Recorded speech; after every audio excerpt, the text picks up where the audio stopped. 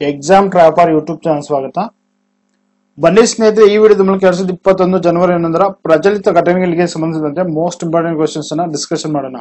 ಈ ವಿಡಿಯೋನ ನೋಡೋಕ್ಕಿಂತ ಮುಂಚೆ ನೀವು ನಮ್ಮ ಚಾನಲ್ಗೆ ಸಬ್ಸ್ಕ್ರೈಬ್ ಆಗಿಲ್ಲ ಅಂದ್ರೆ ಸಬ್ಸ್ಕ್ರೈಬ್ ಆಗಿ, ನಾವು ಅಪ್ಡೇಟ್ ಮಾಡುವಂತ ಪ್ರತಿಯೊಂದು video notification button bell icon button click ಮಾಡಿ. ಈಗ 2021 ಜನವರಿ 11ರ ಪ್ರಚಲಿತ ಘಟನೆಗಳನ್ನ ನೋಡೋಣ. ಇತ್ತೀಚೆಗೆ ಏರ್ ಇಂಡಿಯಾದ ಪೂರ್ಣ ಮಹಿಳಾ ಪೈಲಟ್ ತಂಡವು ನಿರಂತರವಾಗಿ ಎಷ್ಟು ಕಿಲೋಮೀಟರ್ ಹಾರಾಟದ ಇತಿಹಾಸವನ್ನು ಸೃಷ್ಟಿಸಿದೆ? ಉತ್ತರ 16,000 ಕಿಲೋಮೀಟರ್.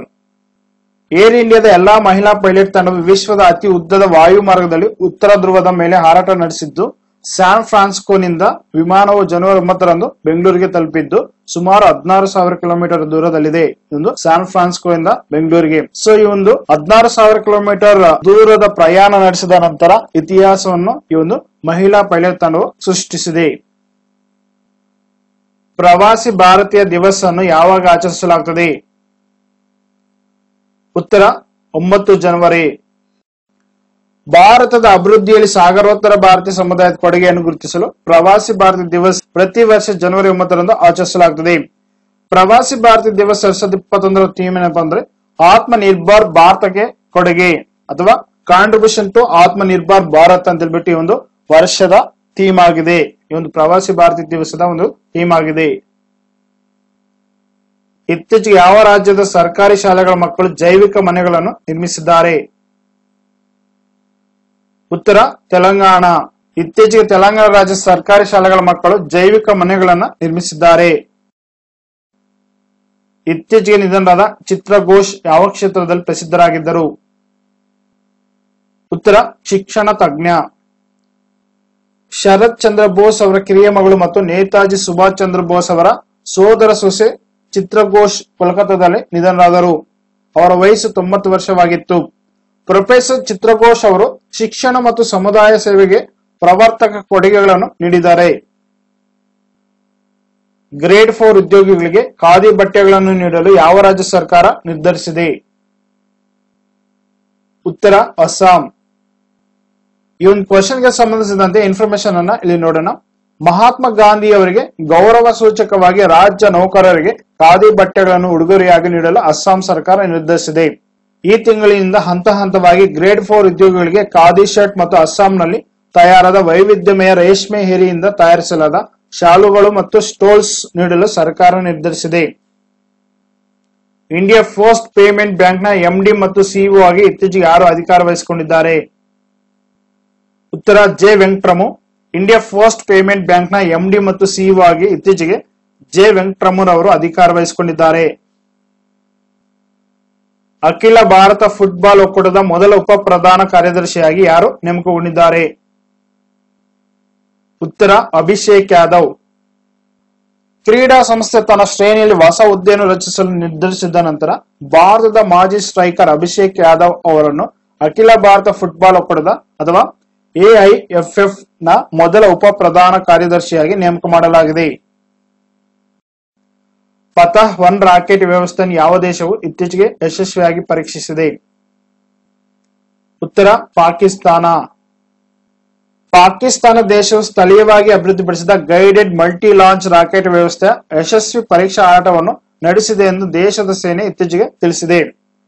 ಪಾಕಿಸ್ತಾನ ಸೇನೆಯ ಮಹಾನಿರ್ದೇಶಕ media wing major general Babar Iftikhar ಅವರ ಪ್ರಕಾರ ಪತಃ 1 ಶಸ್ತ್ರಾಸ್ತ್ರ ವ್ಯವಸ್ಥೆ ಅಥವಾ ಪತಃ 1 ರಾಕೆಟ್ ವ್ಯವಸ್ಥೆಯು 140 ಕಿಲೋಮೀಟರ್ ವ್ಯಾಪ್ತಿಯ ಗುರಿಗಳನ್ನು ಹೊಡೆಯಬಲ್ಲದು ಅಂತ ಹೇಳ್ಬಿಟ್ಟು ಅವರು ತಿಳಿಸಿದ್ದಾರೆ. ಯಾವ ರಾಜ್ಯ ಸರ್ಕಾರ ಇಡೀ ರಾಜ್ಯವನ್ನು ನಿಯಂತ್ರಿತ ಪ್ರದೇಶವೆಂದು ಘೋಷಿಸಿದೆ? ಉತ್ತರ ಪಂಜಾಬ್.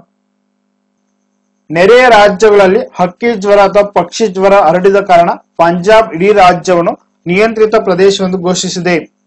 ಜನವರಿ 15ರವರೆಗೆ ತಕ್ಷಣದಿಂದ ಜಾರಿಗೆ ಬರುವಂತೆ ಯಾವುದೇ ಉದ್ದೇಶಕ್ಕಾಗಿ ಕೋಳಿ ಮತ್ತು ಸಂಸ್ಕರಿಸಿದ ಕೋಳಿ ಮಾಂಸ ಸೇರಿದಂತೆ ಜೀವಂತ ಪಕ್ಷಿಗಳನ್ನು ಆಮದು ಮಾಡಿಕೊಳ್ಳುವುದನ್ನು ರಾಜ್ಯವು ಸಂಪೂರ್ಣ ನಿಷೇಧಿಸಿದೆ.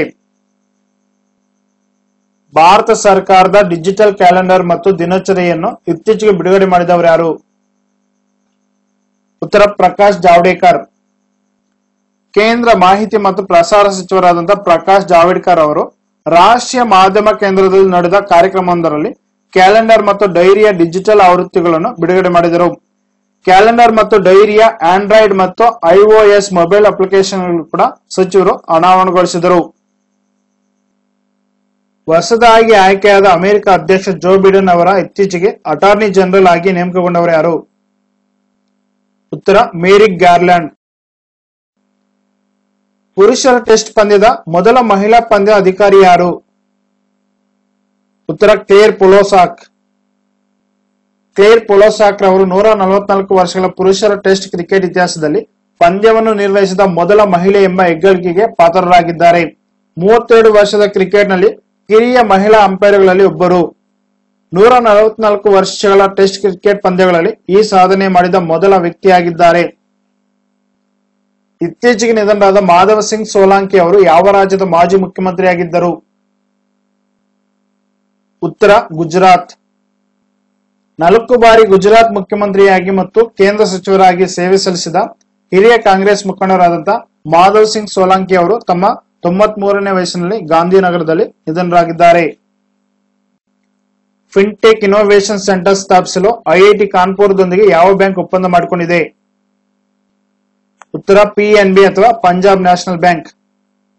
ಈ ಒಂದು ಸಂಸ್ಥೆ ಕ್ಯಾಂಪಸ್ ನಲ್ಲಿ ನಾವೀನ್ಯತೆ ಕೇಂದ್ರ ಸ್ಥಾಪಿಸಲು Punjab national bank, IIT Kanpur ಮತ್ತು foundation for innovation and research in science and technology ಅಥವಾ FIRST ನೊಂದಿಗೆ ಮೈತ್ರಿ ಮಾಡಿಕೊಳ್ಳುವುದಾಗಿ ಘೋಷಿಸಿತು. ಈ ಸಹಭಾಗಿತ್ವದಲ್ಲಿ ಪಂಜಾಬ್ ನ್ಯಾಷನಲ್ ಬ್ಯಾಂಕ್ ಮತ್ತು ಐಐಟಿ ಕಾನ್ಪುರ್ಗಳು ಸವಾಲುಗಳನ್ನು ಎದುರಿಸಲು ಮತ್ತು BFSI ಜಾಗದಲ್ಲಿ ಅವಕಾಶಗಳನ್ನು ಅನ್ವೇಷಿಸಲು, ತಾಂತ್ರಿಕ ಪರಿಹಾರಗಳನ್ನು ಸಂಶೋಧಿಸಲು ಮತ್ತು ಅಭಿವೃದ್ಧಿಪಡಿಸಲು ಒಂದು ವಾಹನವಾಗಿ ಫಿನ್ಟೆಕ್ ಇನ್ನೋವೇಷನ್ ಸೆಂಟರ್ ಅಥವಾ FIC ಅನ್ನು ಸ್ಥಾಪಿಸಲಿವೆ. 2021 ಜನವರಿ 11ರ ಪ್ರಚಲಿತ ಘಟನೆಗಳಿಗೆ ಸಂಬಂಧಿಸಿದಂತೆ ನಾವು ಕೊಟ್ಟಂತ ಮಾಹಿತಿ ಇಷ್ಟವಾದರೆ ನಮ್ಮ ಚಾನಲ್ ಸಬ್ಸ್ಕ್ರೈಬ್ ಮಾಡಿ, ಲೈಕ್ ಮಾಡಿ, ಕಮೆಂಟ್ ಮಾಡಿ, ಶೇರ್ ಮಾಡಿ. Thanks for watching.